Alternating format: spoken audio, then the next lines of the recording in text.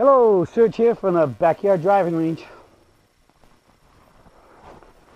Alright, we have a question today that came into customer service, and this one comes from Jerry F. And Jerry says, Serge, can you comment sometime on the placement of the left wrist and arm for a right-handed golfer on the club?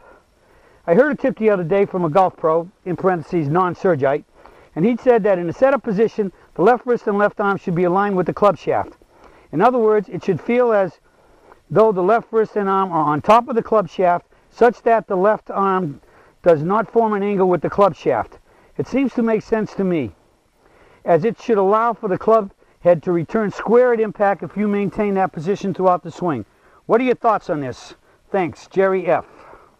What are my thoughts on it? This gentleman was absolutely correct. Now, he was likely advocating something that is not really that much talked about, and that's why you're bringing this to my attention. Now, if you go back and look at any video where I've talked about the left arm and shaft and line, you're going to see that I teach exactly what you just said. I'm going to clarify it a little bit more. That golf pro told you, and that's because that's the way it has to be. But the predominance of mainstream golf instruction today does not teach that way. All right, and as far as the grip goes. The majority of instruction has taught people to stand here, hold the club up directly in front of you, point the base of the club, the butt of the club at your belt, and grip it there. All right? And put it on. Now, they say the same thing I do. Grip it in the fingers where I lay it across the fingers, and when I grip it, I make sure that I get the heel pad of my hand on top at about 12 o'clock on the club here, and this thumb. And now again, most golfers will tell you, instruction says, keep your thumb at 12 o'clock. We want the thumb over at 1 o'clock, 1 to 2 o'clock, because we want the left thumb pointing straight up the forearm, which is exactly where they always point when you just let your hands down. Or when you go up and you're going to grab something, what do? You grab it with the thumb. The thumb squeezes to the index finger and whatever other fingers might be on the club, okay? Or grabbing whatever you're grabbing, okay?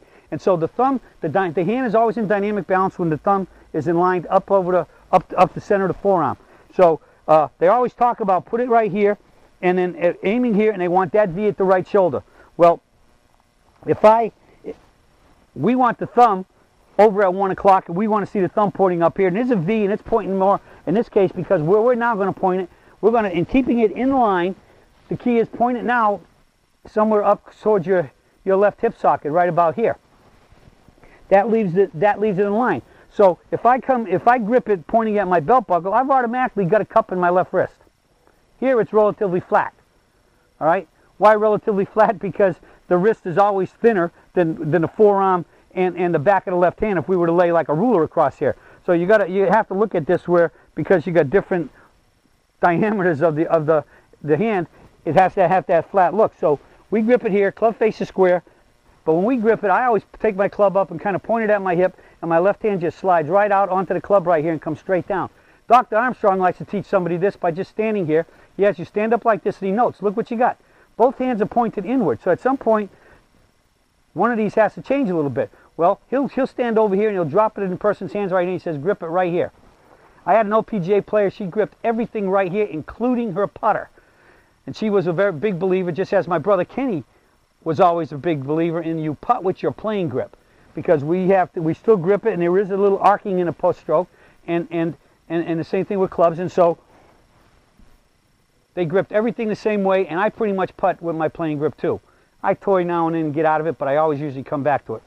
Okay, so I grip it right here. Doc drops it right in here, and what do you see? You already see there's an angle established here. Everything's in a straight line, and the club head is on behind the hand relative going towards the target, right?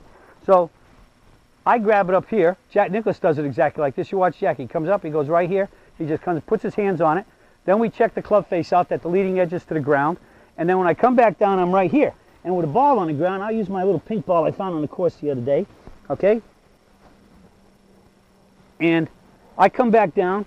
And from there, I maintain this. And what I'm always looking for is to see and feel that at address, when I come in, and if I have this straight line up here, when I come down to the ball, my right hand right here, the V of my right hand is always even with the ball no matter what club I have in my hand. So if I got a driver, notice I didn't move my club, I moved my body. Say this is a driver, it's up here off my toe. All right, I come back here to a 7-iron. Notice that this shaft moved a little bit that way because my hand's now ahead of it. I always want to feel like the ball, I might call that a T. From my vision, the ball is sitting in this T. Okay? Now notice how it keeps my left arm and shaft in line, relatively straight line all the way up. As straight as you can possibly see, with, as I said, with the fact of how we got different sizes of our arm and thickness and circumference. Okay? Or diameter if you want to go that point. Okay? So you see the difference here? My hands don't move. As my body goes back because the ball goes forward, my right hand always stays there, and then the swing starts the same way. So yes, that was absolutely a great piece of advice, as we believe the setup must be for a peak performance golf swing. Okay, so from there, again, in here with a 7-iron, once you're here, then we always start in the catcher's mitt and up the tee, putting the club, lifting the club into the catcher's mitt, toe up and up the tree, into the forward catcher's mitt and up the tree. That's why we have to have the palms perpendicular grip, and we always start in the same place, and my goal is always to get the club moving first. Do that, and you'll be hitting it much more solid straight and shooting those lower scores. So that was a great piece of advice, because you were told the peak performance way to hold the club and have the left arm and shaft in line.